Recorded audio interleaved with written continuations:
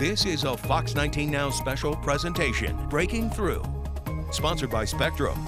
Thank you for joining us. I'm Amber Jayanth, and today we are introducing you to women right here in the tri-state who went on an adventure discovering their true talents, answering the question that we all ask ourselves, what truly makes me happy? And every week on Fox 19 Now, we introduce you to a woman who is breaking through limited expectations and barriers, whether planned or unexpected. The women we feature are now embarking on a journey that some never ever dreamed was possible. And for the next hour, we are bringing you their stories of success, maybe inspiring your next dream.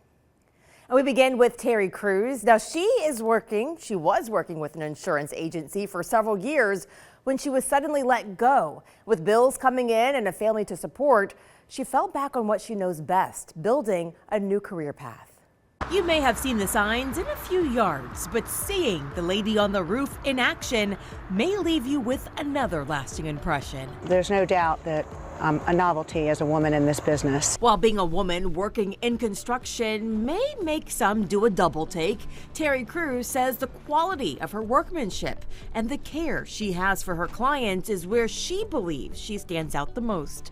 We have an eye for detail, and these days, it's not just about function, it's about aesthetic appeal or street appeal or value. So we bring color, contrast, just I'd say a feminine perspective. Bringing a fresh perspective to a career that came a bit unplanned for Terry. Well, not in a million years did I ever think I was going to be in construction. After working for years in the insurance industry, she was forced to build a new path after being let go from her job. How I got started was basically being forced to look for a new career in my 40s.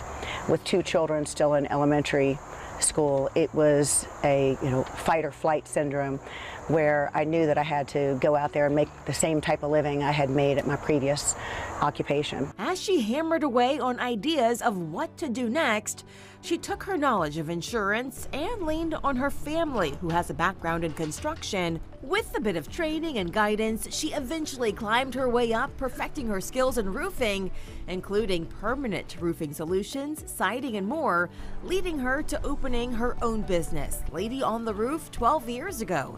I love what I do. It's only the weather sometimes. In the end, I help people not only get a roof replaced that was due to get replaced, but gutters, siding, other things that they did not even know were damaged. But she says her greatest pride is showing her children and other women that determination and hard work will open the door for any career you choose. I feel like that as a woman-owned company, it is my job to inspire young men and women to consider the trades. It's not digging ditches like a lot of people believe. It can be in office, it could be out of office. I came out of the grocery store the other day and someone had put on my truck, "Thank you for inspiring women in construction, never stop." I was just taken back by the fact that they tore off a piece of paper and wrote that note and stuck it on my windshield. Do I feel inspired? It really does motivate me. Terry says her future goal is to turn Lady on the Roof into a franchise business. Also, there's another Cincinnati woman laying out the blueprint for how to get the job done with her construction company, Journey Steel. It's a path that she built unexpectedly after getting a life-changing invitation while in high school.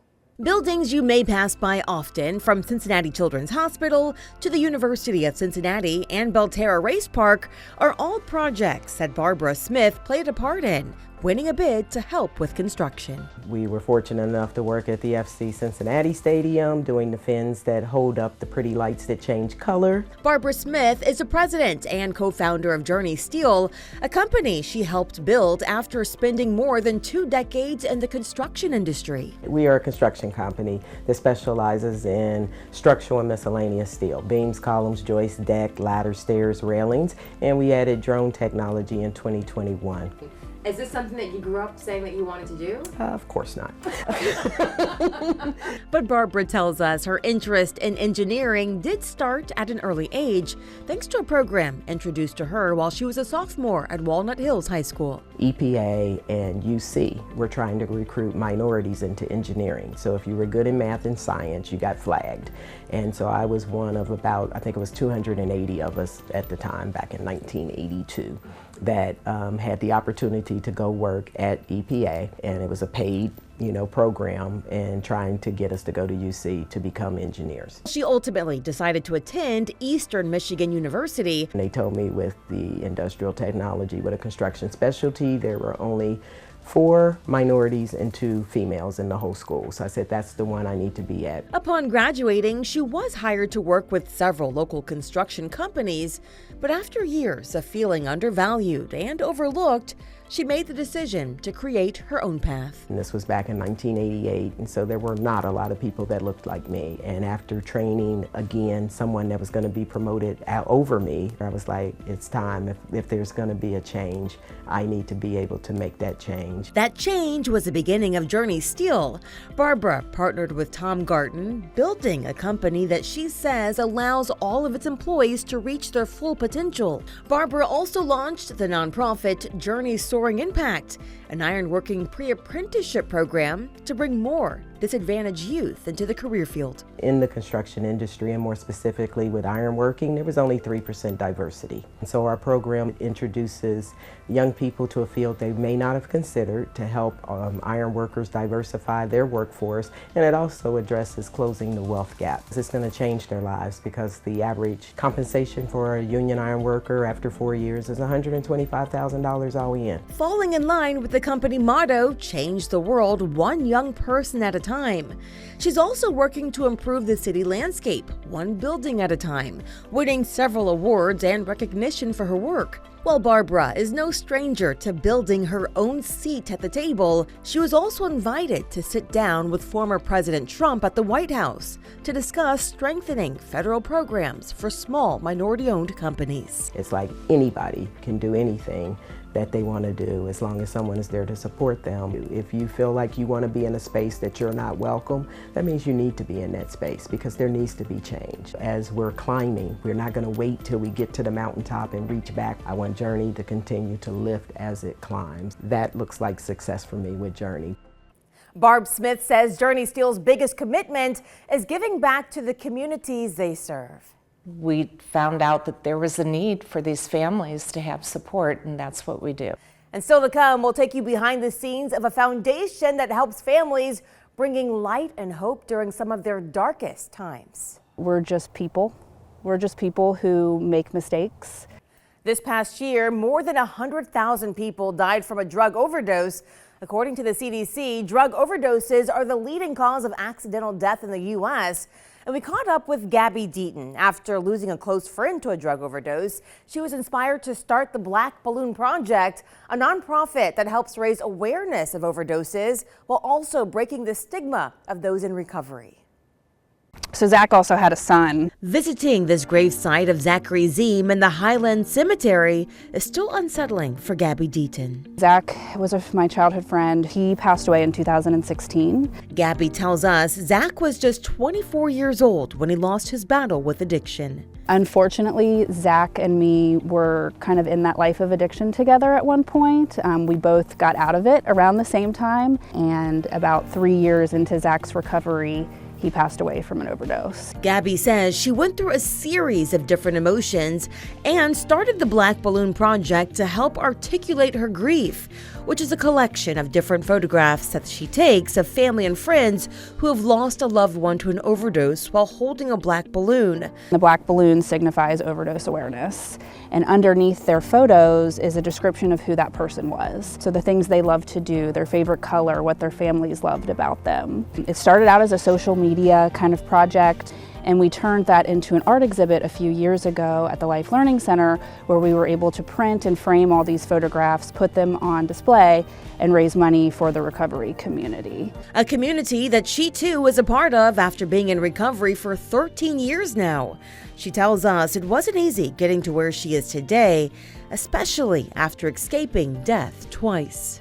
I overdosed twice, one at 18 and one at 19. Well, I started experimenting with drugs and alcohol at 13, and by 16 I was using IV heroin. Gabby says her life began to turn around after she was court-ordered to enter a drug rehab program. I had gone to jail for burglary, and I was a convicted felon. When I went into treatment at 20, I was very immature in a lot of ways, didn't really know how to function in society, didn't know how to talk to people, didn't know how to go to a job interview and act like a normal member of society. She says rehab helped her develop all of those skills, giving her a second chance of life. The wife and mother of two also earned a master's degree in social work, where she's currently working for the University of Kentucky Healing Communities Study, a program working to reduce overdose deaths by distributing Narcan. It's really interesting to be working on a study where we are distributing the medicine that once saved my life. Just last month, Gabby officially transformed the Black Balloon Project into a nonprofit to help more people struggling with addiction. I think the biggest part of the project is to explain that we're just people who make mistakes, but it seems like people who struggle with addiction or substance use disorder, we have this very big stigma attached to us. And when somebody passes away from an overdose, there's this really big stigma attached to their death. With each photo she takes, she's working to create a new image and narrative surrounding addiction, while also providing hope through her story of recovery. When Gabby started the Black Balloon Project in 2017, she tells us she took pictures of 7 families. And this year, she featured 140 families, showing that there is still much work to be done to address the current opioid epidemic. And every day I get to wake up and help families, and it's very fulfilling. I can tell you it's very difficult because sometimes the outcomes are not great and we get very close with our families. Well, you may have seen Christine Knightsky out in the community. She does a lot in the tri-state and is the founder of the Dragonfly Foundation, a nonprofit that supports patients and families impacted by pediatric cancer. It all started after her family battled through a heartbreaking diagnosis. Our mission is to help support pediatric cancer patients and families. Christine Knightsky is the executive director of the Dragonfly Foundation, an organization that works directly with Cincinnati Children's Hospital to provide support for children battling cancer, along with support for their families through 9 different programs. One of our largest programs is we get a big giant blue care bag when a child is admitted into Cincinnati Children's. And inside this care bag, it's about $200 worth of essentials that you need to kind of get through those first 2 weeks of treatment. It's a cause close to Christine's heart after her youngest son, Matt, was diagnosed with cancer when he was just 10 years old. He was having breathing problems, and they told us to go down to Children's for a CT scan. So we thought maybe pneumonia or something like that.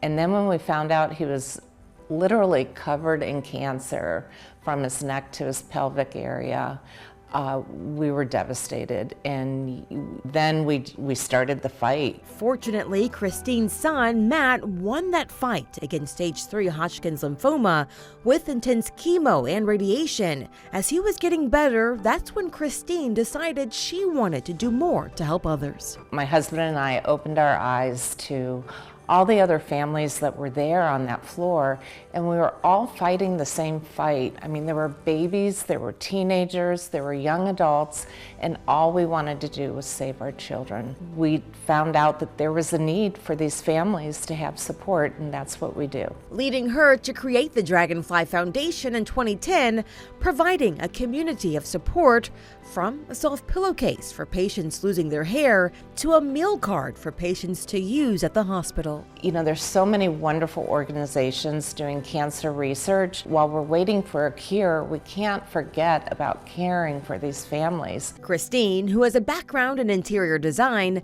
never imagined that she would be impacted by pediatric cancer or that she would launch a nonprofit to help other families touched by cancer. But she says she now believes this was her calling. I was talking to the head of oncology at Children's, And I said, why has nobody ever done this before? And they said, because it's too difficult.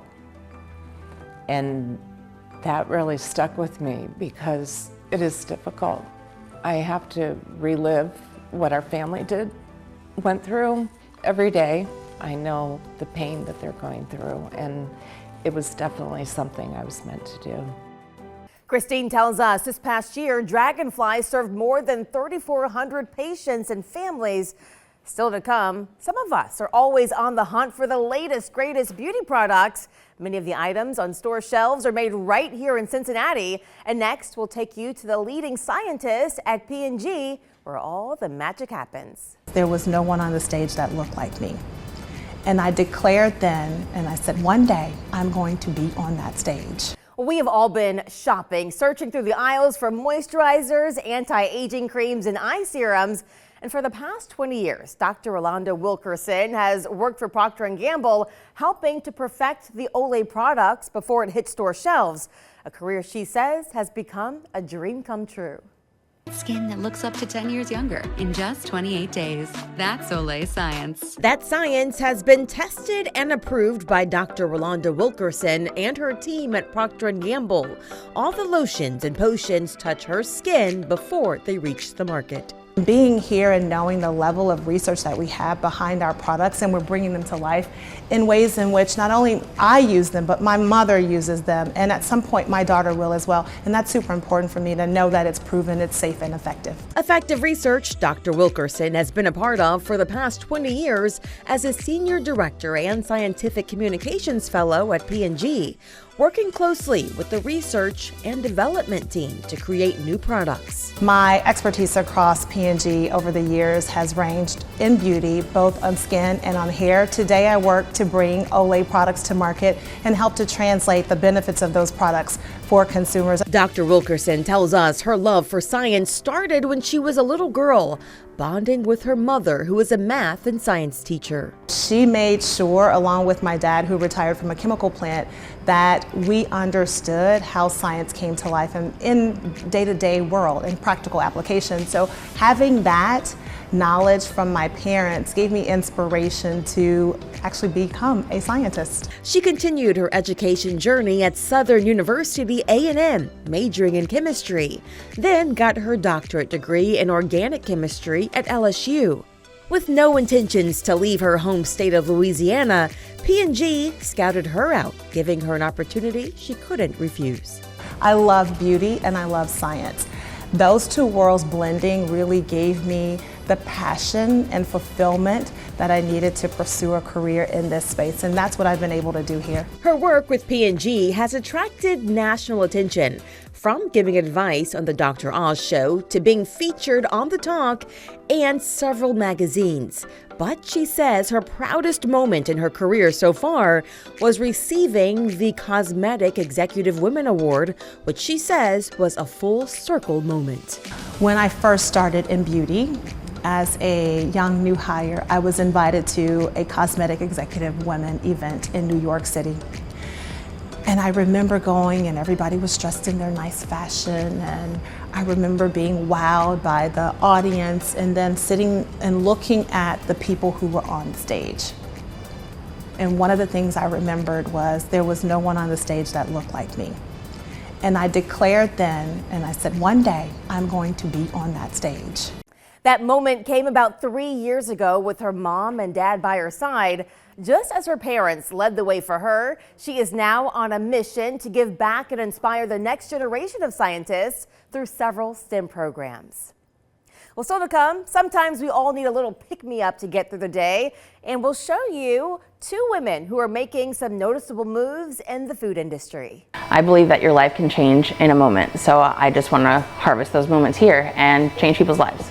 It was like one waking up moment where I said, I have to do it. A local woman is bringing a little taste of Mexico right here at the Tri-State. Sina Chariti grew up in Mexico eating a snack called alegría, which is a puffed ancient grain mixed with honey or chocolate. And after moving here in the U.S., she couldn't find her childhood treat, leading her to start her own company, Pactly Foods.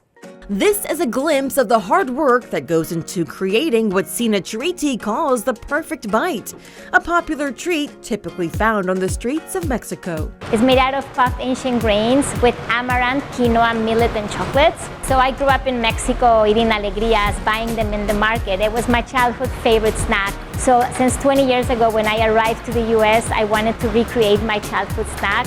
She eventually took the leap, turning that dream into a reality after having a bit more downtime during the pandemic, launching Pactly, which means joy, in the Nahuatl Aztec language. Sina says getting started, putting treats on the shelves packed with healthy grains and protein didn't come easy at first. And I would spend 10 o'clock at night to 3 in the morning trying to figure out all of the different business aspects, figuring out the packaging, the design, the business logistics. After spending about 6 months doing research and development, that's when she got into the kitchen to make it happen with the help and resources of Finley Kitchen and a friend who knows the food business well. I was here by myself in the kitchen crying, not being able to get this process done.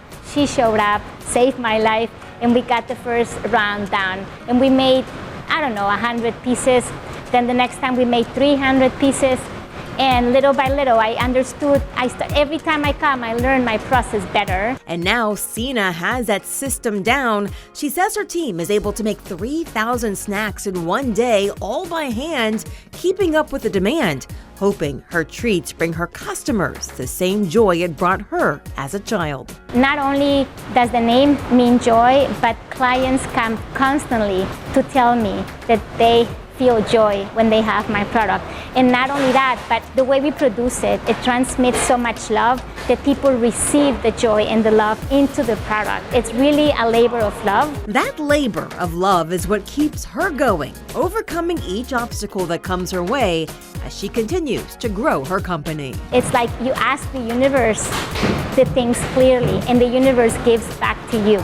But you have to be open and receptive. You can find Pactly Foods at Jungle Gyms, Finley Market, and several cafes and markets across the tri-state.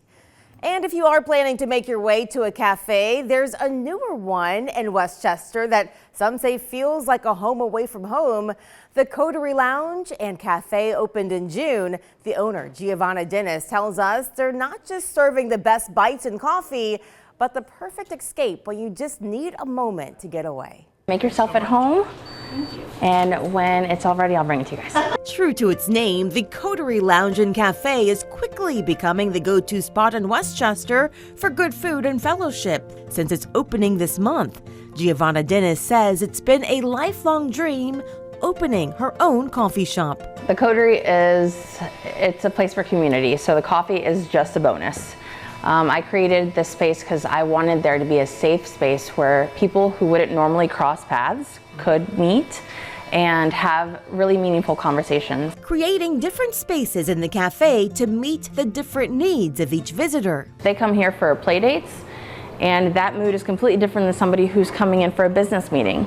I have people that are coming here just to get away for a minute, moms that are tired and they just want to break and they want to read in one of my reading nooks and they want quiet. They can get that same exact experience just sitting in a different part of the cafe. Giovanna says the inspiration creating this space came from her own upbringing, where her neighborhood coffee shop became her place of comfort. I've been a single mom. At 17, I had twins. During high school, some of my most troubled times was in a coffee shop, pretty much like this one in over the Rhine. I'm a graduate from SCPA. So it really fueled my creative juices, and it just gave me a space that I felt really safe in. So this was something I wanted to recreate. While also creating a legacy and a business to leave behind for her children. They have seen me fight, they have seen me hustle, they have seen me grind, they've seen me just never stop working but still make time for the things that are really important. I'm a huge dreamer, and that is something that I've instilled in my children since day one. While she put in a lot of hard work, grinding to make this latest dream come true, Giovanna says each pour fills her soul, knowing she's providing a moment of delight for each customer who walks through the door. Food is the way to everybody's heart. When you can sit down and have a meal with somebody or share a coffee and spill your story or cry over it or laugh over it, you're gonna feel that connection. You're gonna create a special moment. And if it's this amazing right now, it just gets me so excited for the future. And it gives me more motivation to just keep building and creating so that my family, years from now, can still be feeding off of this dream that I started right here in Westchester. Giovanna says her customers are really enjoying the special events that she hosts each week, from open mic night to poetry slams and speed dating, plus her silent book club. But if you are in the mood for some jazz and some wine, then there's a spot that you'll want to check out in the OTR. We'll take you there next. I'm just happy to see the city embrace new ideas and become more culturally diverse in terms of what's offered for people. So I think we're in a good place, and I'm excited to see how the city continues to grow. A lounge on 15th and Vine Streets in OTR has become a favorite spot for many people to wind down while enjoying live music. The co-owner, Tammy Scott, tells us it's a type of venue that Cincinnati has been missing for a long time. True to its name, walking through the doors of Nostalgia Wine and Jazz Lounge transports you to a different time, reminiscent of Cincinnati's Cotton Club in the West End, which was a gathering spot with performances from some of the best jazz musicians around the world. Tammy Scott brought her vision of the wine bar and lounge to life, opening its doors in 2020. She tells us she was inspired to create this space after spending time in D.C. during grad school. During that time, I started to learn that there were winemakers who were people of color, who are women, and then learning about the disparities in the industry. Whenever I would come back home, I would never find like places that I would like to go to in DC. So she decided to create a space that not only celebrates the diversity of winemakers, offering selections of wine produced by women and minorities from all over the world, but artists as well.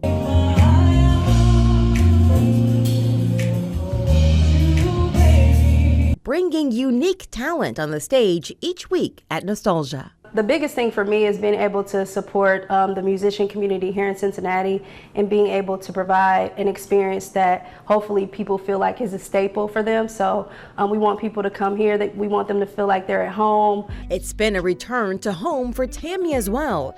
The Ohio University and Howard graduate studied journalism and has been working in sports marketing for the past 11 years. She says coming back to her hometown of Cincinnati also brought her back to her roots, tapping into her other joy. Music has always been a part of my life, and growing up, and my grandmother would talk about the Cotton Club all the time, which is what a lot of what you see behind me is old playbills from back in the day. So it's very much part of my history and my upbringing, and I think it's the same for a lot of people. Since its opening, Nostalgia Wine and Jazz Lounge has quickly become a neighborhood treasure.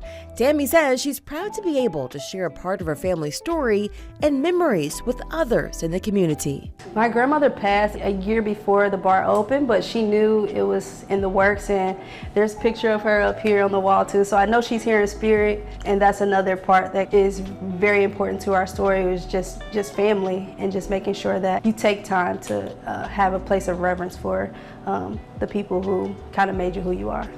Nostalgia also just started a wine club where members can taste 3 new wine selections each month, which also comes with a curated playlist to enjoy while sipping. And of course, after sipping that wine, you may want a nice place to dine after. Up next, we'll stay in OTR, where a local chef is putting her signature on fine dining. If you're the boss, you're the big dog. And I don't think I ever really looked at myself as a big dog. So I think that gaining that confidence and just putting that positivity out there and just learning and grasping the fact that I am a big dog now is something that I definitely wanted to run with for the rest of my career. A local chef is making quite the name for herself in fine dining right here in Cincinnati. Jayanth Altman has been the chef de cuisine at Nicola's for the past few months, living out a dream that she first imagined when she was just 8 years old.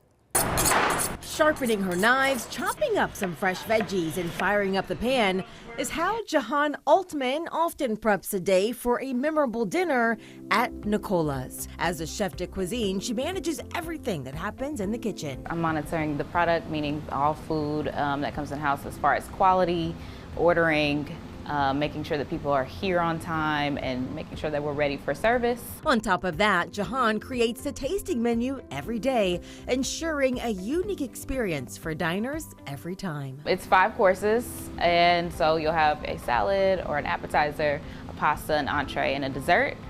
And that can change from the day to day. Being in the kitchen, creating the best flavors with her hands, is a love she first experienced when she was a little girl. I used to cook with my grandparents and my mom, and I just really like to eat. I definitely was always wanting to eat something and just wanted to know how it started and how it finished. So I was like, I think I could do this for the rest of my life. Then she saw it was possible after watching one of the legends on TV. I saw Emeril Lagasse and I saw him bamming all over the screen. I was like, oh yeah, that's me, 100%. Is that one of your favorite celebrities? That was one of the first ones that made me be like, you can do that for a living and do a TV show? But yeah, he's definitely one of my favorite personalities. So the journey continued of learning new recipes and techniques while attending Johnson & Wales Culinary School in Miami, working in a few restaurants there before returning home to Cincinnati. Before leading the way at Nicola's, Jayanth was chef de cuisine at Via Vite, where you can still find one of her signature dishes. We had a wine dinner, and me and Christian, and we came up with this mushroom raviolo that I was super proud to make. It's just like a big ravioli with the egg in it, and I was just very, very proud of it. And he liked it so much that he put it on the menu, and so now everybody can come and try. She says that's still one of her proudest moments that has helped her gain confidence and respect, not only in the kitchen, but in a male-dominated industry. The phrase that we like to use here is that, if you're the boss, you're the big dog. And I don't think I ever really looked at myself as a big dog. So I think that gaining that confidence and just putting that positivity out there and just learning and grasping the fact that I am a big dog now is something that I definitely wanted to run with for the rest of my career. A career that Jayanth says is filled with excitements and a bit of chaos, but she says what she loves the most is the memories food helps create. My grandma used to watch us while my mom was at work or my parents were at work, and we made chocolate chip cookies.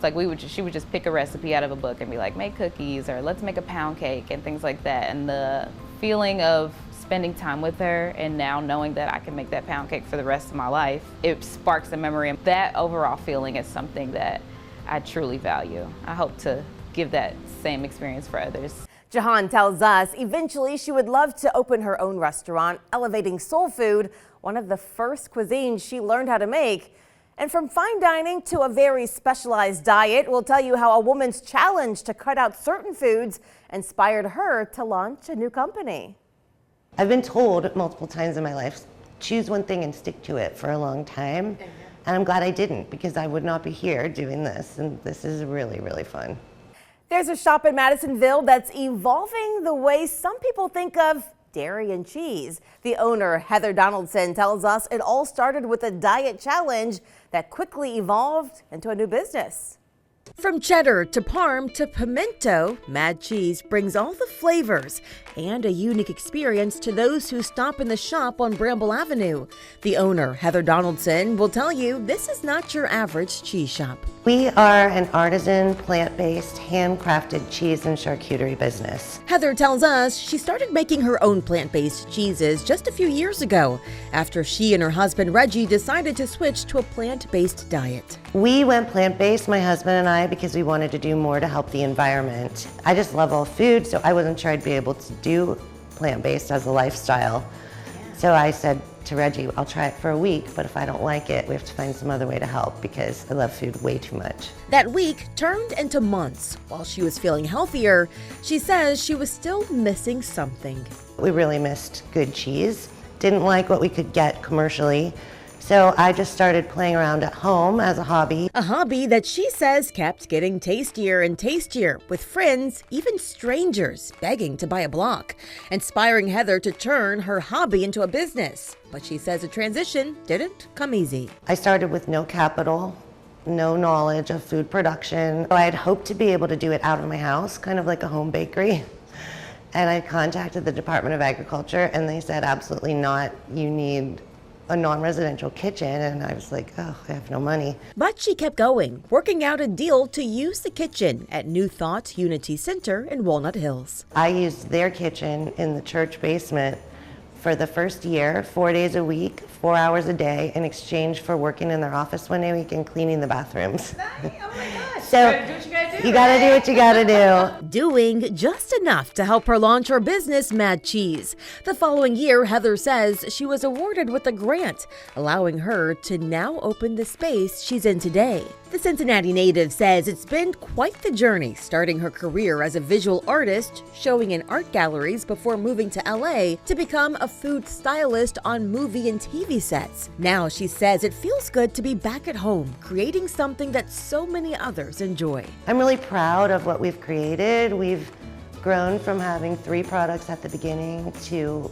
25 plus. As Heather experiments with more recipes, adding additional bites to her menu, she says there's one piece of advice she's glad she never followed. I've been told multiple times in my life, choose one thing and stick to it for a long time. And I'm glad I didn't, because I would not be here doing this. And this is really, really fun. Sometimes just trusting your instincts and heart pays off in the long run, which is a lesson Jackie Barnes learned. Now, Jackie was working as a psychologist for several years when she decided it was time to do something different, leading her to starting an interior design company 7 years ago. I'm still kind of selecting more pattern options. Yeah, I really like this one. Brainstorming with her team, coming up with new interior designs is what Jackie Barnes says keeps her excited each day as she comes into work. We are an interior design business and we service residential and commercial needs. Our clients inspire us every day. There are not 2 projects that are the same, and really no day is boring. Quite a change from the life that Jackie originally planned for herself, majoring in psychology and then getting a master's degree in sociology, working to help children. I was working at Cincinnati Children's Hospital for 19 years, and I actually was diagnosed with stage 4 lymphoma. Jackie says that was a dark, terrifying time in her life. Doctors said her stage 4 lymphoma spread significantly throughout her body and told her she likely wouldn't survive and did not have much time left. But she fought back, overcoming cancer, getting a second chance at life, which she says became an awakening for her. I decided that at that point, I was not happy with what I was doing with my career. I've always wanted to help people, and I've also always been very interested in being creative with fabrics and textiles and patterns. And I felt like interior design really was a great combination of those 2 things. So she leaned into those skills, starting her own business, Jackie Barnes Design. The company began at her dining room table before moving into this space in Marymount. I love helping people, and I love helping people understand the potential of their homes and how happy they can be in their spaces. I think that it brings not only joy, but a lot of positive mental health to our clients. Jackie says seeing the joy from clients in their reimagined spaces is also invigorating for her. The best is really when they see the space and they're happy, but when they call me weeks later with more details about how much they love the space and how much it's changed the way that their family interacts with one another and how they feel about themselves, really inspires me to the next project. Jackie says no matter what your budget is, everyone can do something to love the space they're in, a challenge she loves to take on. Whether they own a home or they're renting or they have a business that they're renting a space, your spaces matter. We live in them, work in them every day. Everyone thrives in a space that has been designed for them. After redesigning her career, she now says she couldn't imagine doing anything else. Well, this is certainly my destiny in taking care of people through taking care of their spaces. Speaking of destiny, we caught up with a local filmmaker with big plans to produce major films. But that vision for her changed after working in the film industry. She decided she wanted to use her voice and camera to help with humanitarian efforts, which she's doing right now at her own creative agency. You may have seen this ad in recent years showing the dangers of smoking. It's just one of several projects Kayla Ware has worked on through the Sunny Blue Creative Art Agency, a company she started 7 years ago in Cincinnati. We help nonprofits, philanthropic organizations move their mission forward through creative tactics. So that looks like brand development, video production, graphic design, and just anything creative. The Cincinnati native graduated from Wright State University in 2010 with a degree in film production and a dream to direct movies. Then I graduated, and it's like, what do you do when you live in Ohio and you have a film degree? Like, oh, you need to move or to LA or Atlanta. And those were two things at the time I was not very interested in at all. Fortunately, with the up-and-coming film production scene here in Cincinnati, she was able to work on several major film sets, trying to find her way, but quickly learned her dream job wasn't quite as she imagined. I'm doing this thing that's supposed to be like the next natural progression, which is working on these sets and getting these hours, trying to join the union, and I didn't enjoy it.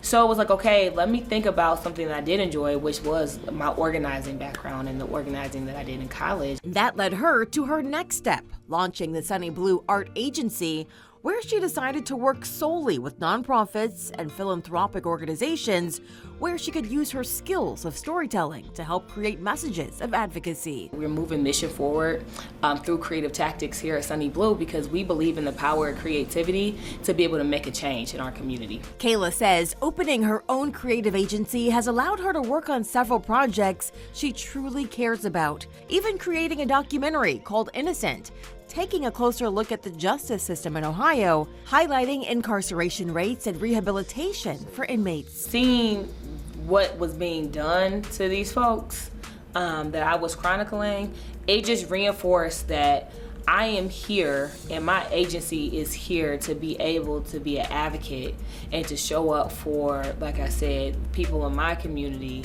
and other communities as well that have been marginalized. So there's a lot of different communities experiencing injustices in Cincinnati and throughout this country. With 7 years under her belt, she's now focused on expanding her agency, building up her team to connect with more nonprofit agencies to tell more powerful stories inspiring change.